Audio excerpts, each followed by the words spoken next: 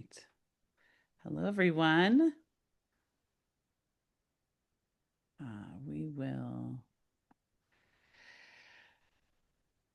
just waiting for people to hop on out of the waiting room, and we will get right started. Thank you for coming to our event. I'm Celeste Zell from Kronos Academy. I'm head of school there, and I'm so excited to welcome several wonderful guests. um, Dr. Lisa White from Summit Center, Jocelyn Ezel, and Phoebe Guinness. And these are two of our Kronos alumnae. Um, and they're both freshmen in college this year. And I'll let them just each tell a little bit about themselves um, to get us started in just a moment. Um, and yeah, let's start with our first question.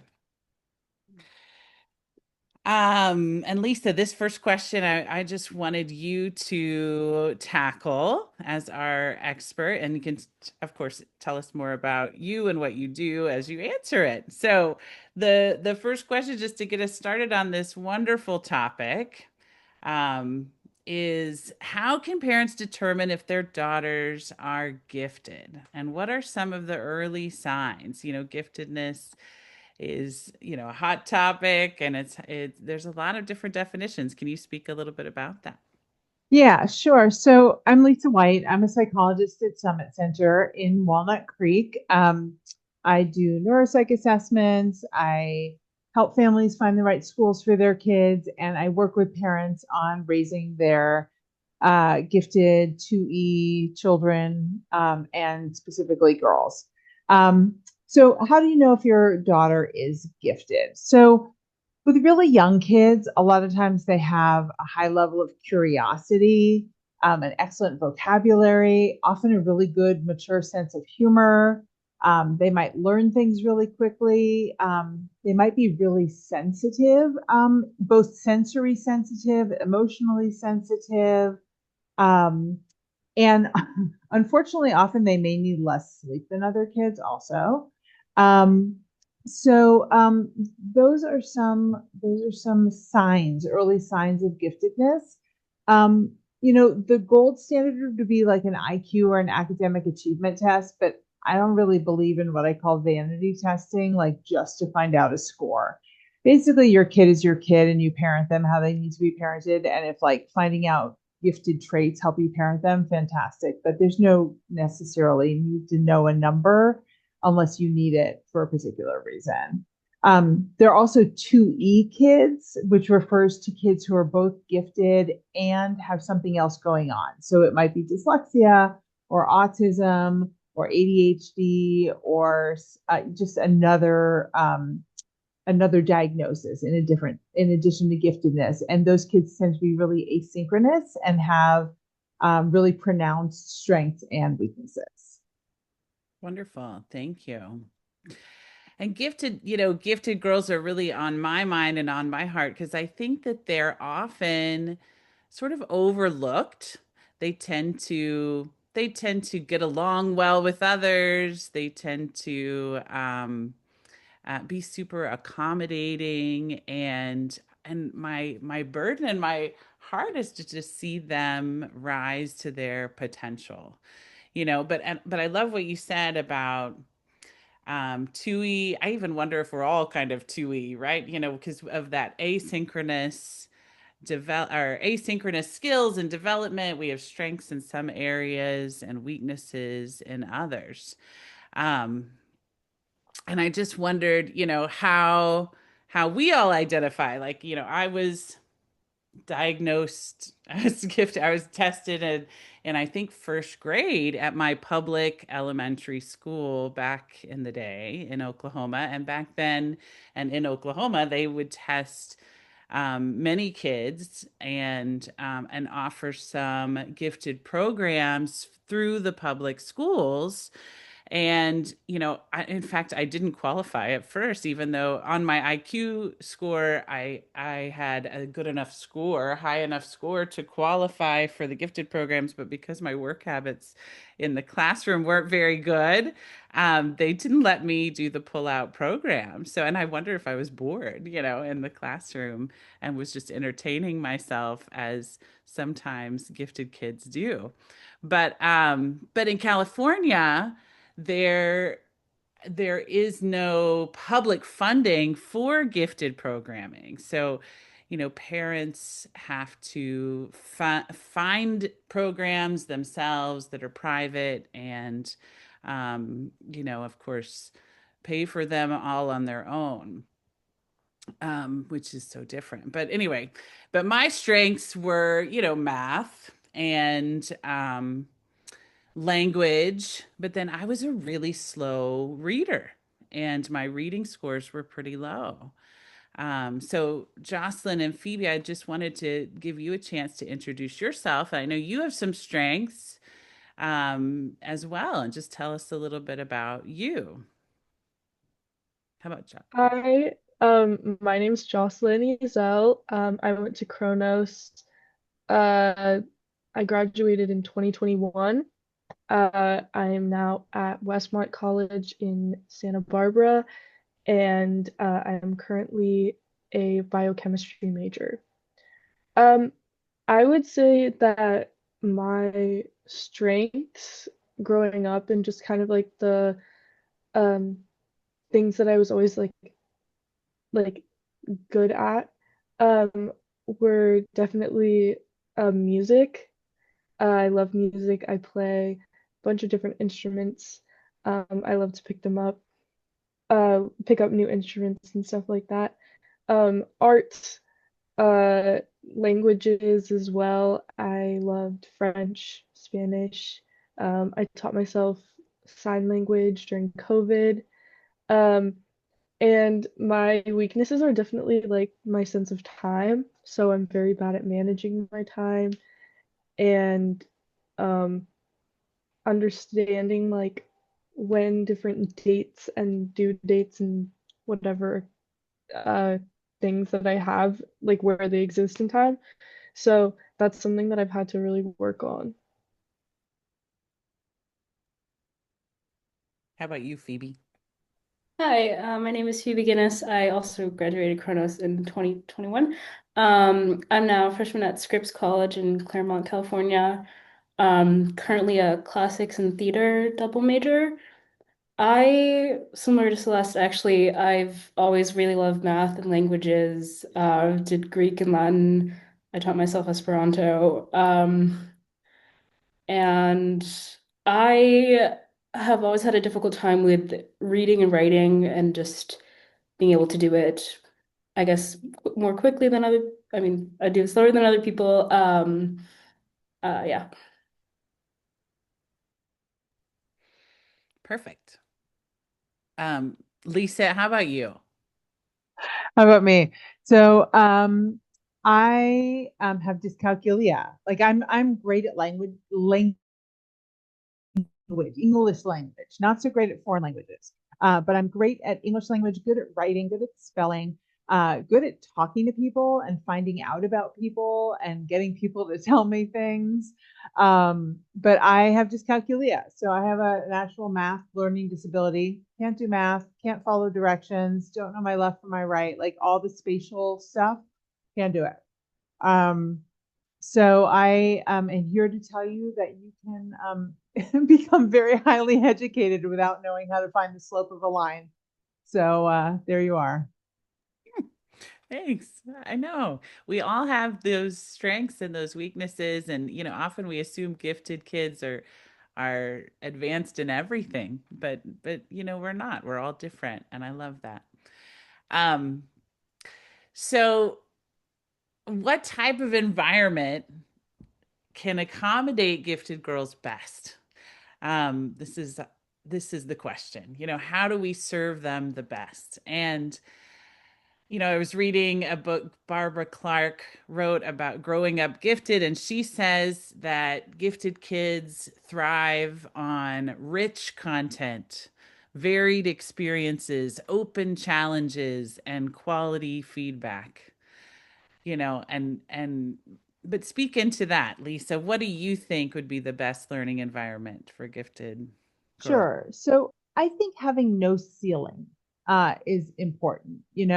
That the sky's the limit with where they want to go. That no one's going to say, sorry, we're not learning that in fifth grade. You have to wait till sixth grade to learn that. So no ceiling is important. Ability to follow their own interests at times. You still need to learn what you need to learn to kind of get those strong foundations, but be able to follow your own interests when it's appropriate. Um, Strong social and emotional learning, I think, is important for all kids, not just gifted girls, but gifted girls often are sensitive, and it's important not just for them, but to be in an environment where the kids around them are learning social and emotional skills as well. And support for both humanities and STEM without a preference for either one. We've sort of, the pendulum swings back and forth. And in some schools, it's all about STEM, all about STEM, and there are some gifted girls who are super humanities girls, and sometimes that's seen as a little bit less than. And so support for both humanities and STEM without preference. And I want to say also, sometimes a single sex environment is a really good learning environment for gifted girls, where the smartest girl and in the room is the smartest person in the room is always a girl. The winner of the contest is always a girl. And I think that can be really good for girls. And Phoebe might have something to say about that being in a women's college. But yeah, I think those are important characteristics of a good learning environment for gifted girls. I love that. Um, One of my big hesitant, like what made me hesitant about calling and I don't know, Jocelyn, how Jocelyn's my daughter. And so when she was young and I wondered if she was gifted, I sort of put it in the back of my mind and I didn't really talk about it much. And I've been thinking about that lately. I wonder if I did the right thing because it felt tricky as a parent to know how to communicate with my own daughter about her intellectual ability or even use the word gifted. I would hate for, her to feel better than her friends or come across. We're so careful with girls, right? We want them to be really kind and accommodating. That this is a touchy subject in itself. But Lisa, what is your recommendation? How do you advise parents to talk to their kids about their giftedness? So, in some respects, kids, especially if they're at a public school or a school with a lot of neurotypical kids, they often already know that they're different. Um, and the kids around them know that they're different. And I always think it's better for kids to know why they're different and have a name for it than thinking that they are weird or whatever it is that sets them apart from the other kids. Not that gifted kids are all weird, but you know what I mean. Kids will interpret sometimes as like that they're weird, if they're just different from most of the kids around them. So I think it is important to talk to your daughter about how her brain works. And I think that's a way to frame it, in that your brain works like this.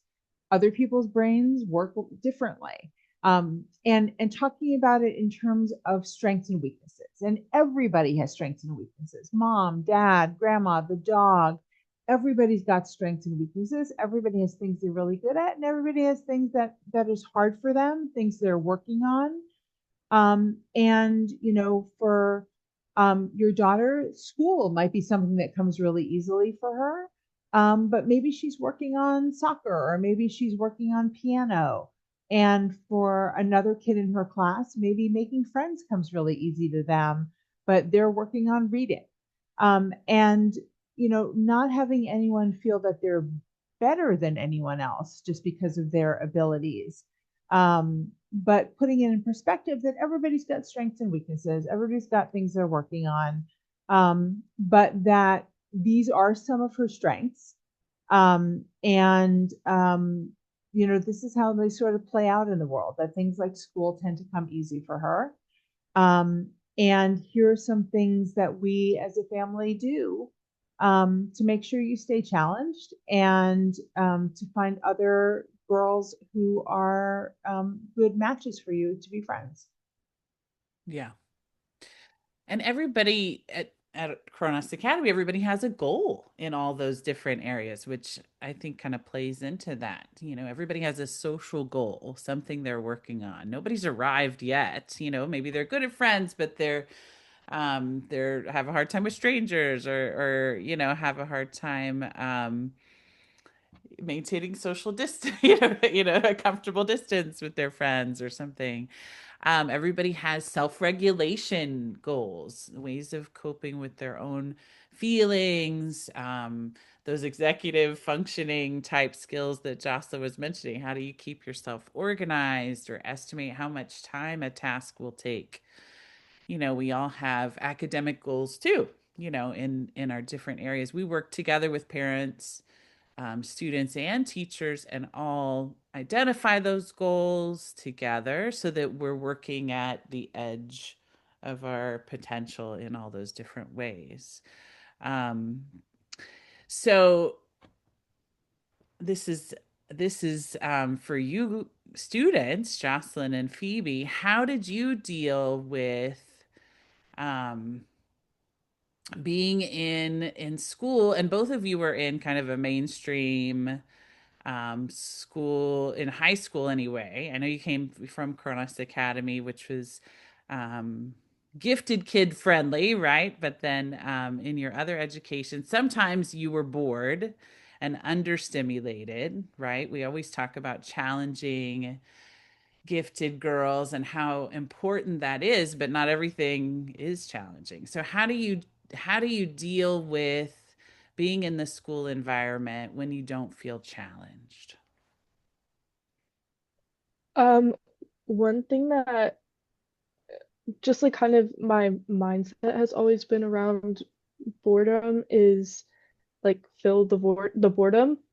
So I feel like whenever I was bored in school, that would just kind of like give me opportunities to do other creative things, and it would just my brain would be on anyway. So it's just instead of being focused on whatever I'm supposed to be learning, if I'm done with that or if that's not interesting to me anymore, it'll just completely switch gears and I'll start coming up with another creative idea, whether that's like a business or an art project or an invention or a song or blah blah blah, whatever it may be.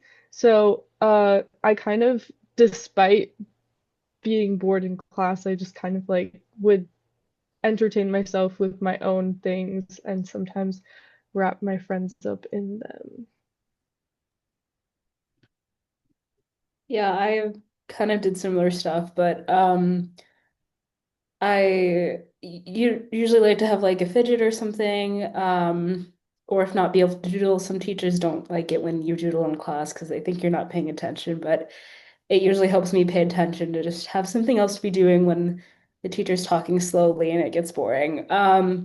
And or like doing little creative things. In high school, my friends and I would like make origami stuff sometimes, just have something to do with your hands while the teacher's talking, which is always was always really helpful for me.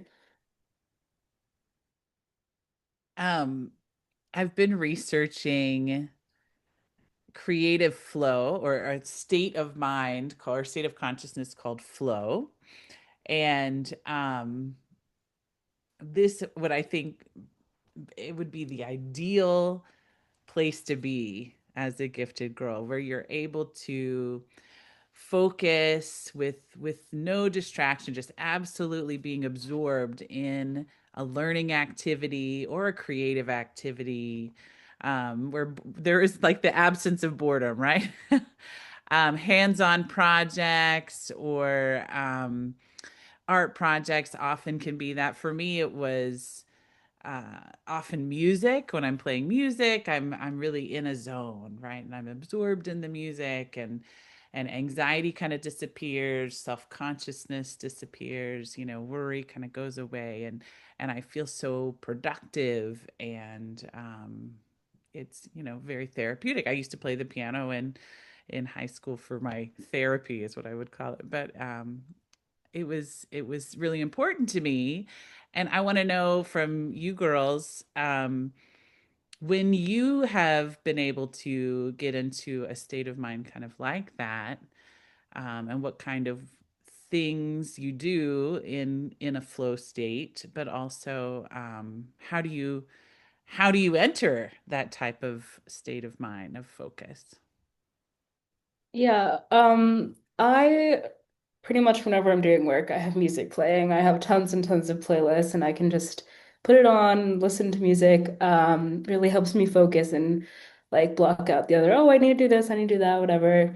And for me, it's a lot easier to get done assignments when it's something I'm interested in, and a lot harder when it's not. But even when it's something I'm interested in, I still have to like kind of situate myself and be like, okay, just gonna do this now. And I'm still working on that to be honest. But yeah, I for me the biggest thing is just honestly having music and gonna do it now. So yeah.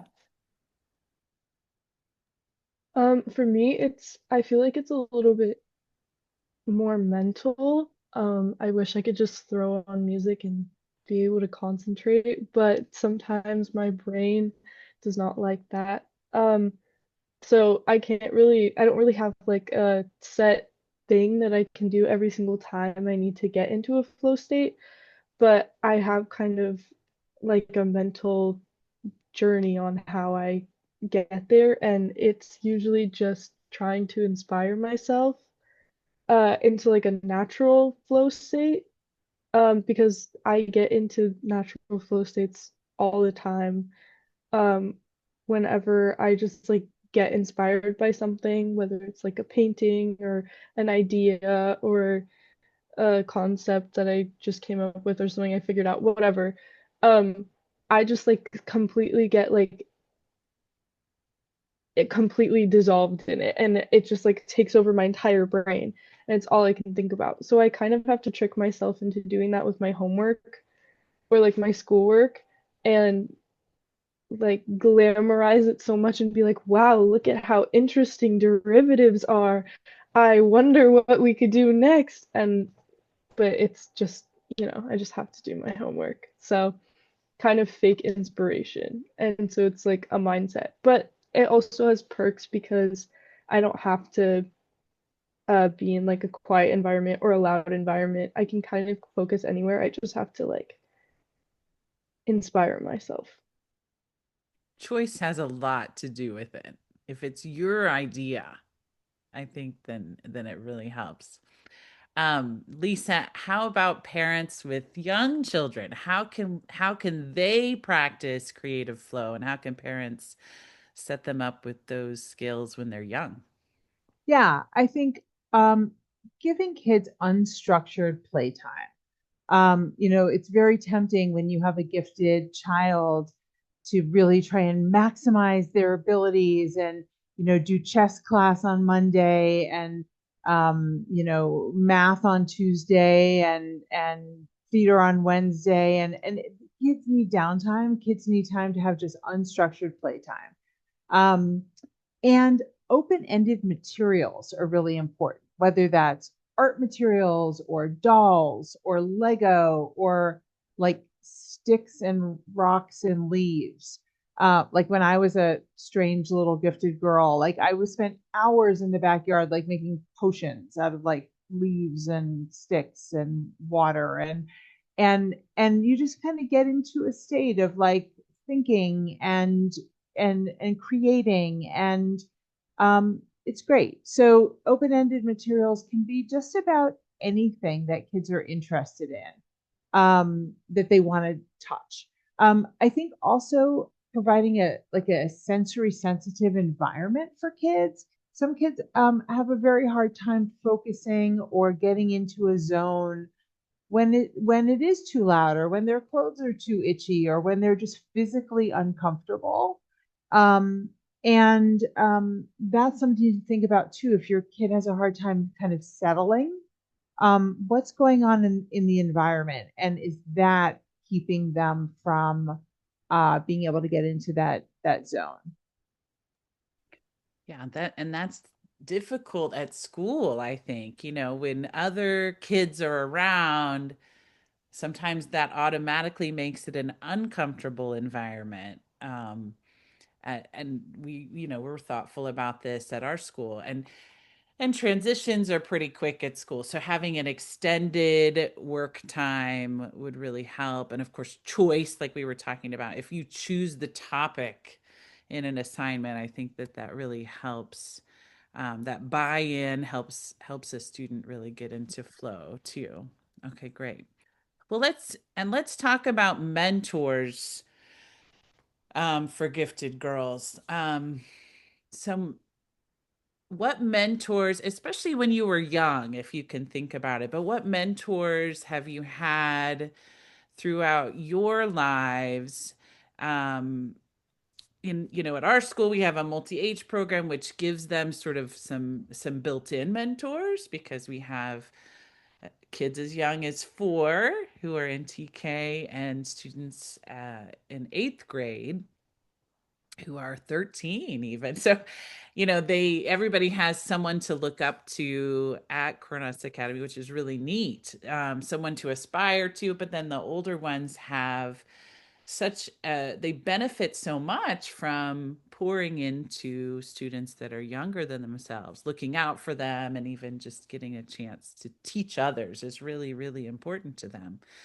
But Phoebe and Jocelyn, what mentors have you had in your journey or your lives so far? I'd say one of my mentors is my older sister. I have two, but one of them is 12 years older than me, so she's 30 now. I've always looked up to her a lot. I mean, she's my older sister, but I just was always like, I don't know, watching what she was doing because she would like go to school and get done what she wanted. And especially when we've gotten older and both gone through more things, and I've talked to her about her struggles and she's shared what she's gone through and how she overcame stuff and what she's still struggling with. It really helped me to, open up about my own stuff and communicate with other people about that. And I just really have always looked up to her about how she goes through life. How about you, Jocelyn? I have looked up to pretty much every female teacher I've ever had has always been super inspiring to me. And um, especially in high school, my teacher, Ms. D, was always very smart, and the way that she commanded a room and wouldn't allow people to treat her as less than, um, was so inspiring to me because I mean, everyone knew that she is just like so smart and so kind, but the way that she could carry herself while knowing that, and also it, I didn't get the feeling and that she was being cocky or like showing off, and so it helped me feel a little bit better about just like knowing what I know and that I know it and not to dumb myself down just for everybody else. I love that. And I love that having a mentor who's really honest about what they're struggling with, so they're authentic and real with you. That's great. So yeah, I would encourage parents to set up, you know, an environment where your daughters can get to know a variety of people, who are experts in lots of areas with lots of different strengths so that they can really see themselves in a real way too. Well, let's talk about the tween years. I read somewhere that around age, somewhere between age 8 to 14, that kids lose confidence and then eventually they recover, but that girls have a harder time with that and it takes them a little longer to recover. And um, I know that gifted girls often have intense emotions. I think there was a statistic that said, you know, that gifted kids had lower anxiety, but in 2014 that changed and gifted kids have more anxiety, more anxiety than other kids. Lisa, can you talk a little bit about gifted girls and mental health and what you've seen? Yeah, I see a lot of anxiety, like a lot of anxiety. Um, I see a lot of depression, and I see a huge amount of perfectionism. And perfectionism is hard to overcome. It usually starts when kids are young, um, and it contributes to anxiety. It can contribute to depression. Um, and it can be especially hard for girls who are 2E because it's even harder to kind of get to that perfect state. They have an even bigger struggle to make things, quote, perfect. Um, I also have seen, you know, kids, gifted girls covering up their anxiety and depression and kind of overdoing it in their quest to like do it all, to be an excellent student and do community service and star in the play and you know have tons of friends and be have a lot of followers on social media and in this quest to do it all, they just get worn out and exhausted. I see plenty of kids who don't sleep enough, um, and kids who aren't eating right, and all of these take a big toll. Jocelyn and Phoebe, in your experience, I think school can be sometimes a source of anxiety. Sometimes it can alleviate anxiety too. But in your experience, especially in school, what has given or gives you the most anxiety? Male students always make me very anxious, just because of how loud they are. It's a very overstimulating experience to be in a classroom with a lot of male students. Uh, and it just makes it kind of a really uncomfortable environment for everyone. And then I have anxiety already, so that just makes my anxiety kind of worse, which is unfortunate. Yeah, I agree. I didn't really realize until now that I'm at a women's college and have some classes that are only women. My college is connected to other ones, so there are men in some of my classes. But I do have some where we just have discussions and it's all girls and it's like so much nicer of an environment to be in because it's not, I guess, I don't know if this, I guess this is in college too, but I feel like boys, men, whatever, a lot just say a lot and talk a lot, even if they're not actually saying anything. Um, and it just makes it very hard to speak up. And also, this part of it is like, oh, if they're not saying anything, am I actually, contributing anything to the conversation either? Because this is just all that I'm hearing right now. Um, yeah.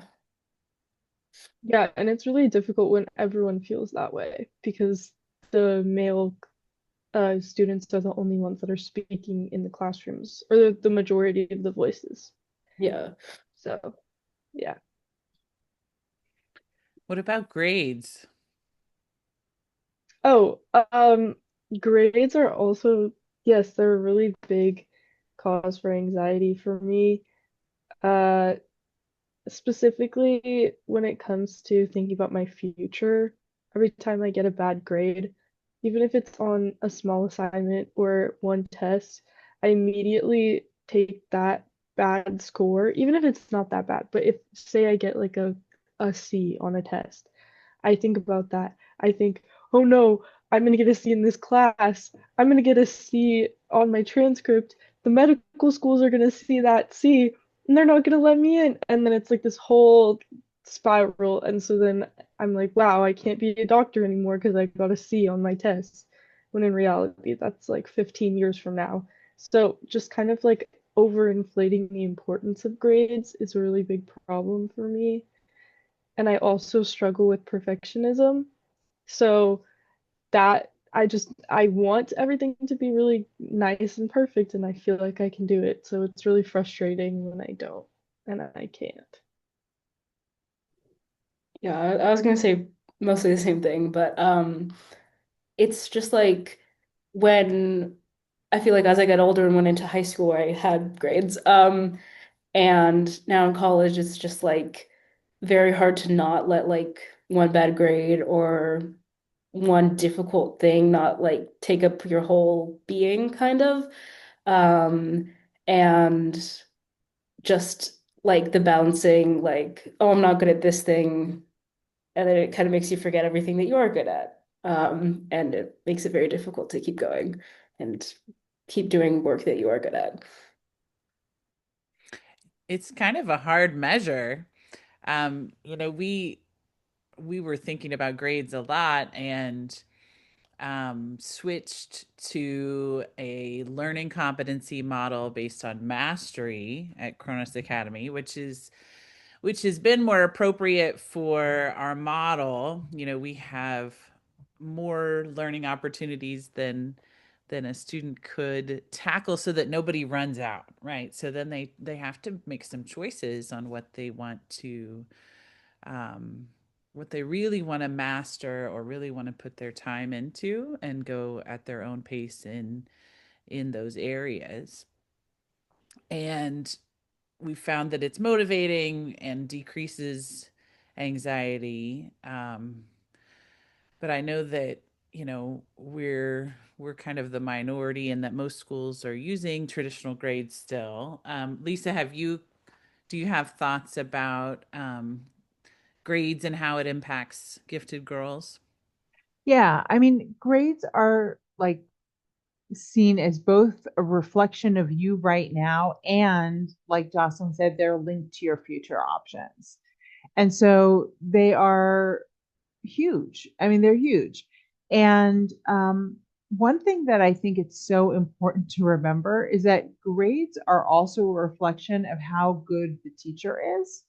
Um, and I think so many people forget that like, if a college professor is handing back a test and 2/3 of the class got a 50% on the test, either there's something wrong with the test or there's something wrong with the teaching methods because right, I think people forget that about grades. Anyway, that's like a little soapbox I have. But uh grades are so much not about the actual test or the actual class. They're so much about options in the future and a reflection of who girls see who they are and what it means to be a smart person. And if you're a smart person, you get good grades. And if you don't get good grades, you're not smart. And then that's like this mindset thing. I mean, it just like it snowballs like into what grades are and they aren't. And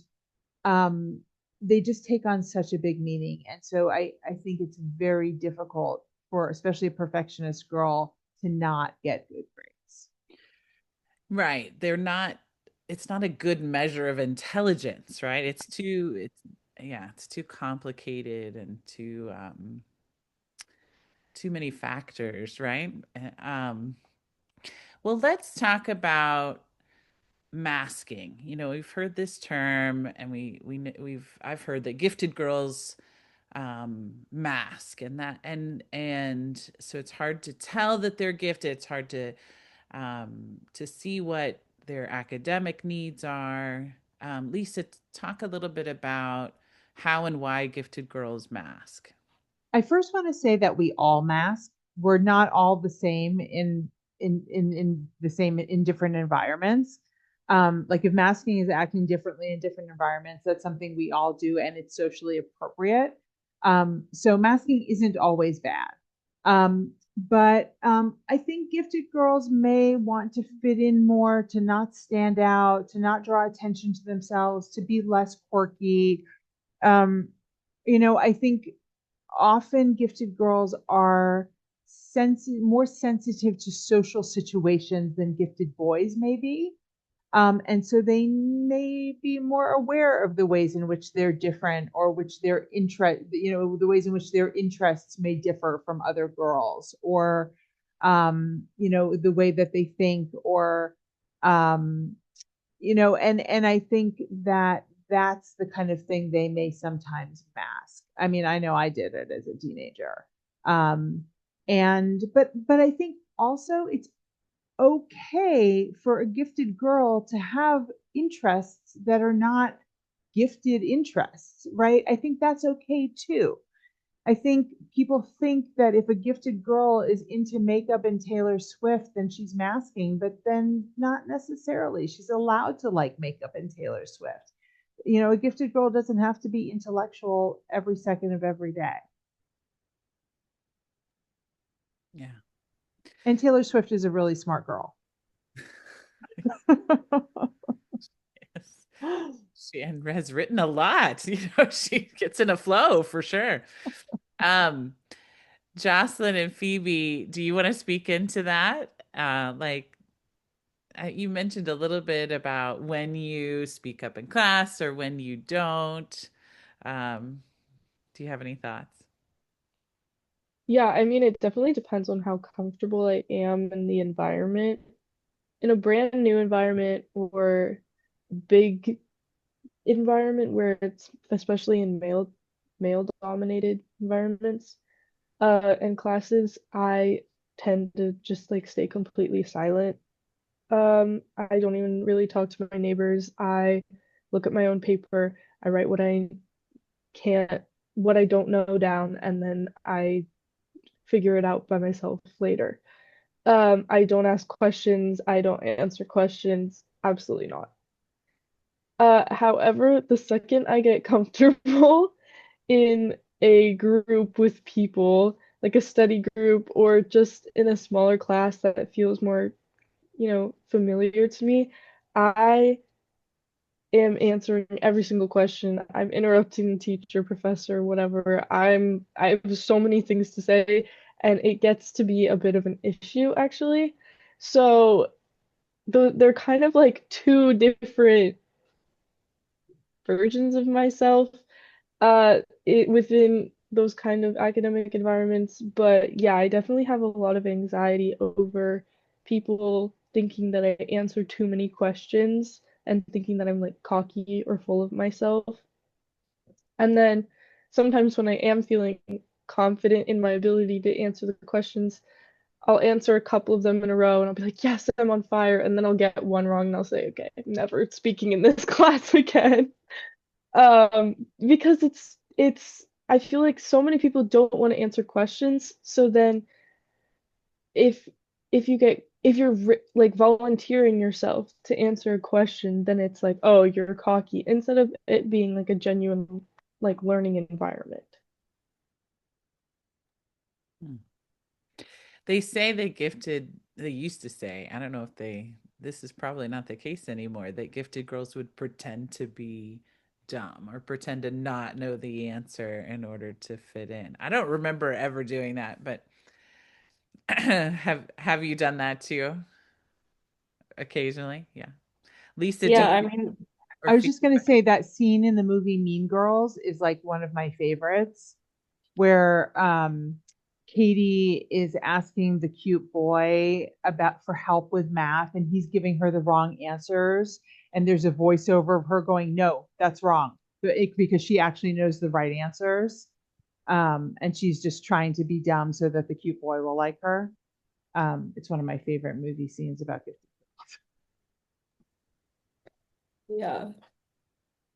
I mean, for me, I like is if it's even maybe more so if I'm like with my friends or something and like maybe not always, it depends on who I'm with, but and we're like studying together or something, and I'm like, oh well, this is the answer, and then they're like, oh no, that's not the answer, but I'm like, well, I know that is the right answer actually, but I don't, and I never want to like push on it because what if I'm actually wrong, even though like I'm probably not, but and like they'll like we'll like be arguing about it or something, and then I never want to push because I'm like I don't want like this like academic thing to ruin like the social aspect of like our friendship or something. Um, and it just kind of becomes like a I'm just not really going to be saying anything unless I'm sure like I know the answer. It's kind of like what Jocelyn was saying. And you're safe to say it. Yeah. Yeah. Well, what could adults do in that situation to make you feel safe enough to speak up for not only knowing the answer, but for things that you need, and what kind of responses make you feel good about being vulnerable in those ways, and what kind of responses from adults make you feel shut down.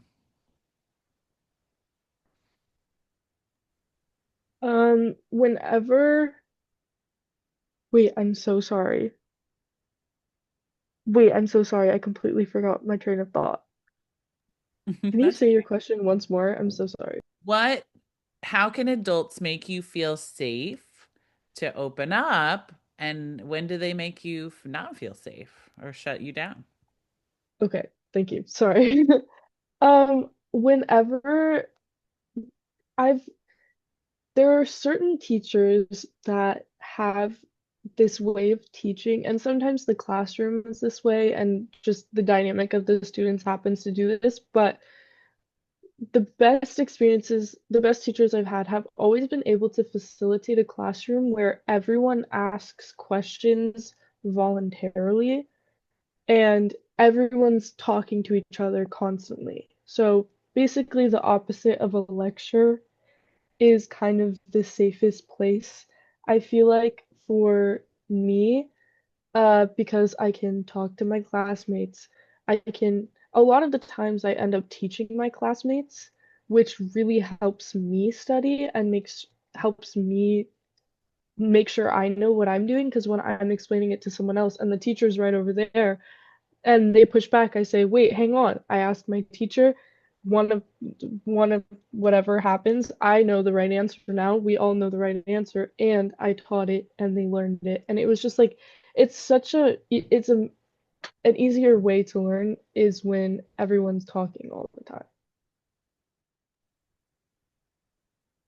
Yeah. I guess similar-ish to that, just like when everybody's like engaged and the teacher is engaged back rather than just like talking at you, is like talking with you and like answering your questions, being like, oh yeah, like what about this? And I've loved often when I'm in classes and teachers will go off on a tangent with you, not just on their own about their own thing, and be like, oh yeah, let's dig into that. And then sometimes they're like, yeah, we have to get back on topic, but let's talk about this later, is always really helpful because then it's like engaging with you and makes me be like, oh, okay, next time I have a question, I'm gonna ask it because I'm gonna get an answer or at least somewhere to go on this, not just get shut down or be told that like you should know that already or something like that. Egalitarian, like, environment is a good theme. Like, you want your teachers to be approachable and be co-learners with you. I think that I've heard that from many gifted kids. They want to be a part, they want to take a big role in their own education. um what what does belonging look like for gifted girls? How can adults help gifted girls in that way so that they don't feel isolated? Maybe Lisa, would you? Sure. So I think, and this is the million dollar question, like, where can gifted girls find their true peers? And like if I had $1 for every time someone asked me where they could, and I don't know the answer. Like it's very hard for gifted kids in general to find their true peers and gifted girls especially. But true peers who are their peers intellectually, who are their peers with similar interests, peers with whom they don't have to fake it socially, where they just feel like they can let down their guard and feel like themselves and relax. So I think, friendships are very important for girls and often very intense for girls, especially in those like middle school, high school years. Um, and the research says you really just need like one or two good friends. And that would be great if each gifted girl could find one or two good friends, but it's hard. So I think belonging, to a group of peers is true belonging. And then I think feeling like they belong in their family and in their community as well. Um, Whether that is by doing, community service or as part of a religious community or as part of a theater group or whatever it is, but sort of that bigger group to which they belong, where they also feel like a part of something bigger and feel comfortable doing something bigger. And maybe their friends aren't their same age. You know, Possibly. Yeah. I think parents can be open to that. Jocelyn and Phoebe, do you have thoughts about what adults can do to help you connect with other people? I think just kind of gently pushing people together instead of saying, you and you talk right now, because then there's a lot of pressure on it. But um, I definitely, and I mean, I was an, I worked at Maker Camp last summer, and a lot of the times I would see some kids that weren't really like with any other people, and I had noticed they were kind of by themselves, and so I would just like gently push them towards each other without like actively, because whenever I actively said you and you sit together for lunch, it would just be so uncomfortable. And then if I go, hey, I think that there might be a chair over there that is available, and then they start talking and it's beautiful, and then they're friends forever. So Yeah, I was gonna say something similar, just like not pushing friendship onto people. I found that that doesn't really work for me, and I also worked at Maker Camp. And when I would see kids also just like sit next to each other, um, or like start playing with each other, or I'm like, oh hey, this kid might, need some help with this project. Would you want to help him or something like, um, and then they would be like, oh, we're doing this project now together. And let's do this. That help them. And I, like myself, have found friends better through, I guess, not necessarily completely chance, but through more like common interests. And I've found a lot of my friends through theater, which I love doing, and like classes and clubs and stuff. It's helpful for me. So. Similar interests is a real, yeah, a good connecting point. Well, this is an interesting question for you two freshmen. Many people at your point in life when they're choosing a major and choosing a career, choose the thing that they are good at or the thing they're interested in. And then gifted girls have so many interests and often a lot of strong abilities in a variety of areas.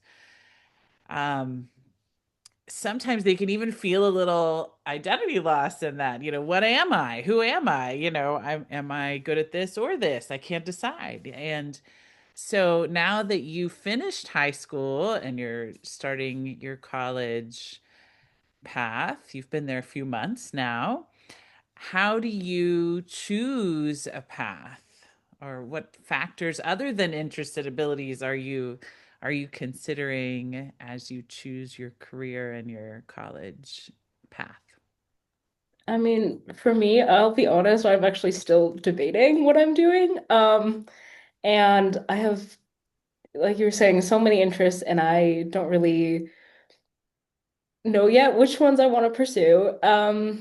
I think it's good to experiment around what you want to do, which is kind of what I'm doing right now. I'm like choosing my classes for next semester, and I'm like, well, right now I'm not doing any math, and I really miss doing it. So I'm going to take a math class next semester, and maybe I'll end up switching to a math major. I'm not sure what I'm going to do yet. But I mean, I think it's really okay to go into college. I mean, I went into college being like, I have my plan, I'm gonna do this. And now that I'm here, I'm like, maybe I need to readjust that and look at that again. And I think that's totally okay. And I don't know, I'm happy right now with, I don't know, just figuring it out. But I know that I want to do something with what I'm good at and what I'm interested in doing. For me, I have a super wide range of interests that don't really overlap very often. Um, Unfortunately, chemistry and music aren't usually one major. So, looking at everything that I'm interested in and what potentially I could do with that as a career, um, that kind of helped me narrow down that I want to go into medicine because I love science. I love working with people. I really want to be working uh, with patients. So, medicine just seemed like the best thing to do. But that doesn't mean that I don't have my other interests. My interests for music and art and reading are still super strong, and I know that I'm going to do that anyway. And I actually think that it is better not to turn that kind of creative right brain part of myself into a career because I don't want it to I don't want to take the creativity out of it and replace it with like, oh, this is my job, I have to do it because then it's going to kind of ruin it for me. But it's a little bit I'm more okay with ruining science and chemistry for myself.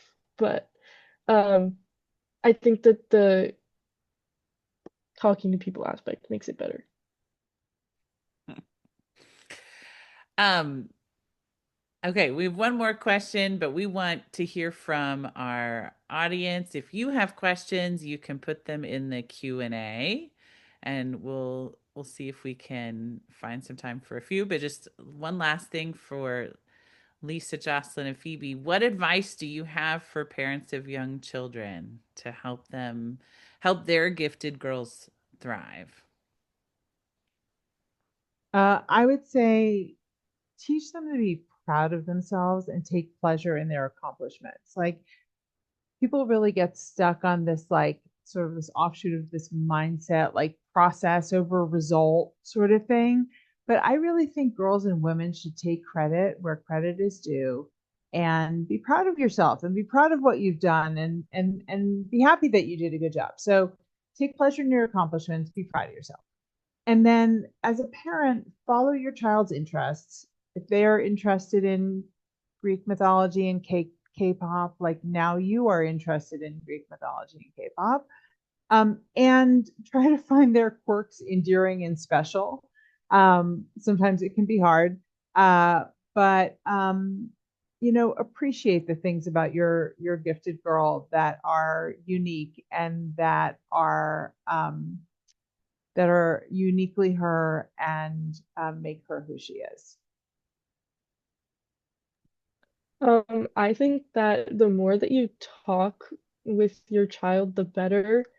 Some of my favorite things to do, or one of my favorite things that I did as a kid was just go up to my parents and just start talking about a random crazy thing that I thought about.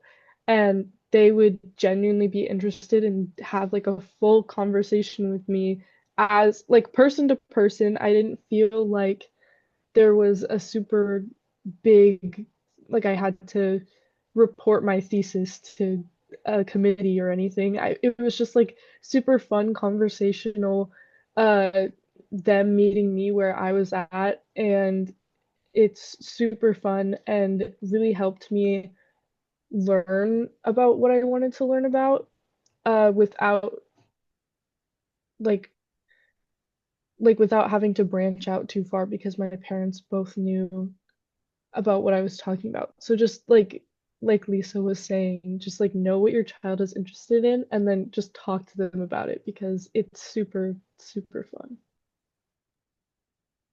I was gonna say something similar. Just I remember like ranting to my parents about random books I was reading and random things I learned about. And it was always very helpful to let for them to engage me and for me to just be able to continue exploring. I was also gonna add that something this has been more as I've grown up, I will say, and have been able to be a bit more aware of what I need. So it may not be the same for younger children, but it's really helpful for my mom to help me in the way that supports, that helps me, not in the way that helps her. I'm not sure if that makes sense.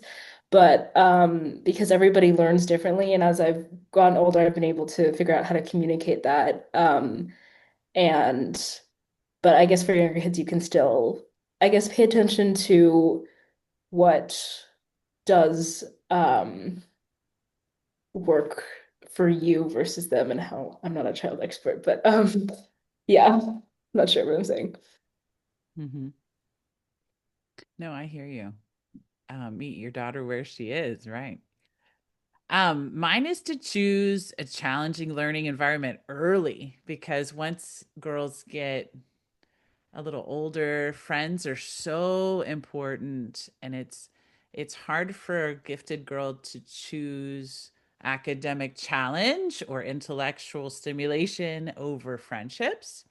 So if you get them into a challenging learning environment early, then they'll be surrounded by those peers that are true peers that are, instead of having that discrepancy between their friendships and their learning environment. Okay, I know we're out of time. We have a question that just came in. That's wonderful. But what can parents do to create more safety in the middle school years? Um, so her daughter is only 8, and around 10, she stopped talking to her parents about anything personal. I related that to that too. So I want something different with my own daughter, but I'm not sure I have the modeling. So how can a parent keep safety in those middle school years and then also a close relationship? Lisa, do you have any advice or Sure. I would say being very non-judgmental is really important. Um, I also did never told my parents anything, and I like to think I have a really good relationship with my kids, who are in college now, and one of them being a gifted girl. And I think being non-judgmental and them knowing that you're there for them when they screw up and when they do dumb things, but also being super proud of them when they do amazing things, but that you're not going to um, think that they are bad. That you're not going to think that your relationship with them is not going to change. Your love for them is not going to change. Um, kind of no matter what they do. I guess unconditional would be the word, but it's hard. It's hard, and honestly, sometimes you can't make it happen. Like sometimes it just doesn't happen. But starting young and listening a lot. A psychologist that I was reading once said when you're talking to kids, use 80% fewer words than you think you should. Just talk less, listen more.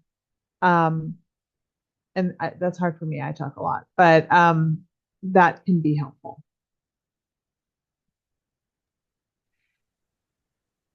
Um,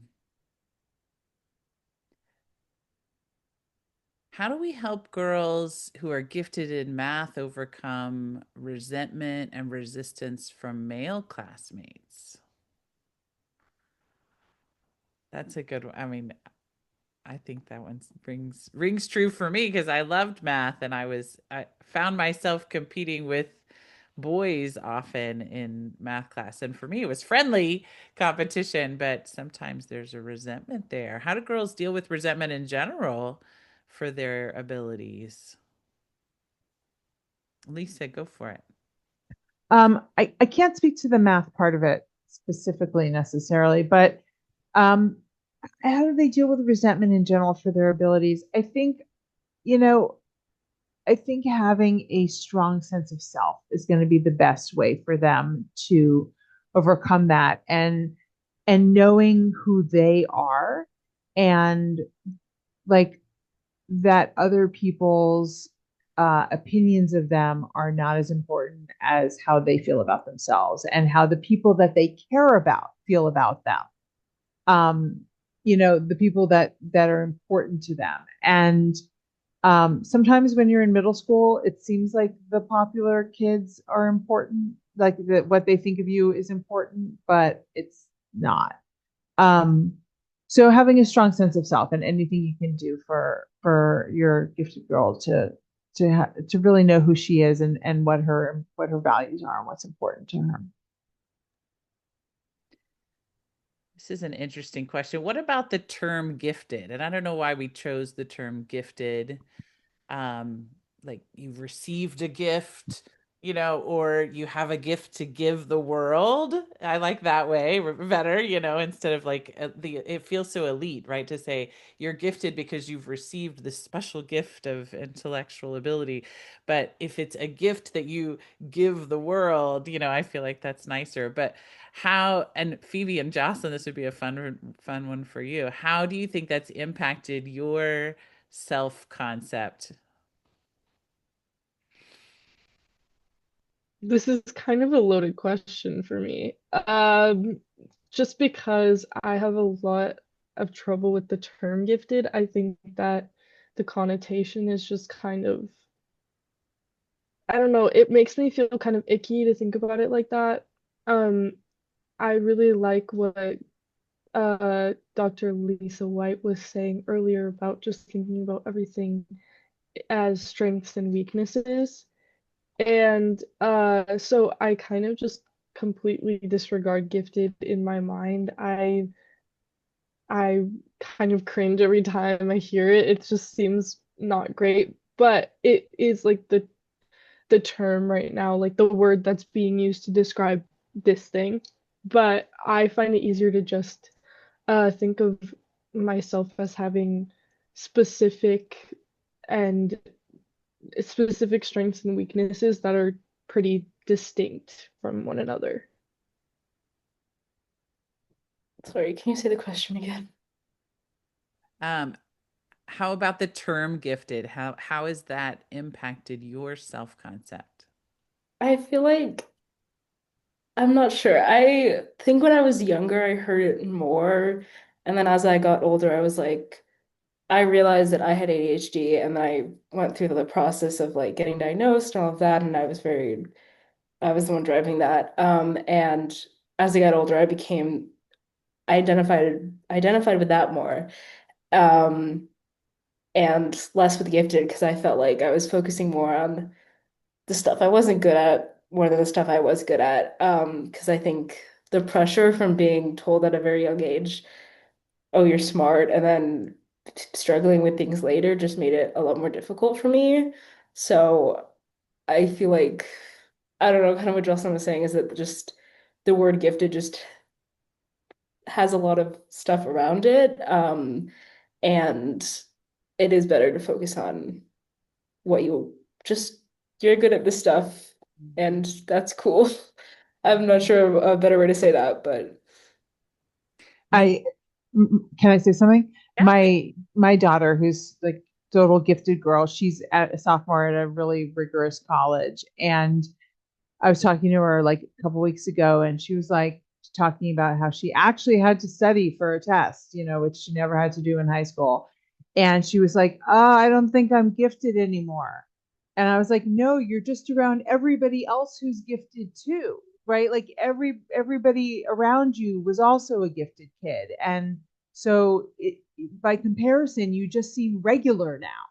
And she was like, she didn't believe me, but but I think that like it goes to show that like the environment in which you're in really changes, what you how you think of yourself. And I think kids who grow up going to schools full of gifted kids may think of themselves differently than kids who grow up going to schools full of neurotypical kids. And so I think that's something to consider as well. I'm not wild about the word gifted. It's become a real dirty word. I always tell parents actually not to use the word gifted when they're talking to teachers or whoever, because it's become this elitist thing, whatever. But um, it means different things to different people in different environments. Yeah. High achieving or special my child needs special challenge in order to be happy. I know. But I love what you said about the environment is everything, and putting your gifted girls in an environment where they're always working at the edge of their potential means that they're strengthening those muscles. We did our event on growth mindset, and that's the goal, is we want them to be strong at at at tackling challenges and not assume that things are easy for them, and that means they're gifted because things are easy, because we don't want them to stay in the easy realm. We want them to really see how far they can go, so that then they'll become world changers, right? Well, we're going to wrap it up. This has been an amazing discussion. I'm so thrilled to have you, Dr. Lisa, and Dr. Lisa White, and Jocelyn and Phoebe. Thank you for sharing your experience with us. I know it was very vulnerable for you to do so, and I think it's going to make a huge impact on others who can learn from what you've experienced, and grow and help their daughters and their friends who are gifted. Um, we'll send everyone some resources. I know Lisa's available for consultations, and she has a fabulous podcast that we're going to share. And we would love to take more questions as well. I'm available if you want to email me. Um, and thank you for coming. So we'll keep you guys posted and let you know about our next event. So have a good night. Thank you so much.